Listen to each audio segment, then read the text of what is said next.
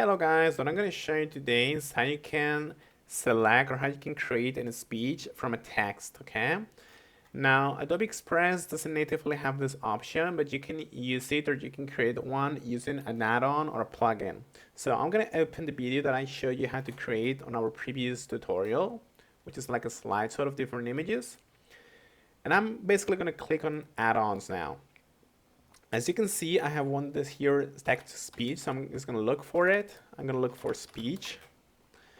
And now you have two different ones, but I recommend this one here because it's free. This one though, you're gonna have to pay, but it's better in my opinion, so it depends on you. You can also do voiceover labs, you have many different ones, okay? But just select the one that is free if you don't wanna pay too much. So I'm just gonna click on it and I'm gonna click on install. After that, I'm gonna click on open. And now I can just type my text in here. For example, this is an example text or audio, and I can just select the voice: Isabella, Elizabeth, all of them pretty much. I can see all of them, and I have many more different voices. So just select your preferred voice, and then you're gonna be able to create a speech using them. Okay, I'm gonna click on generate voice, and that's it. Thank you so much, guys.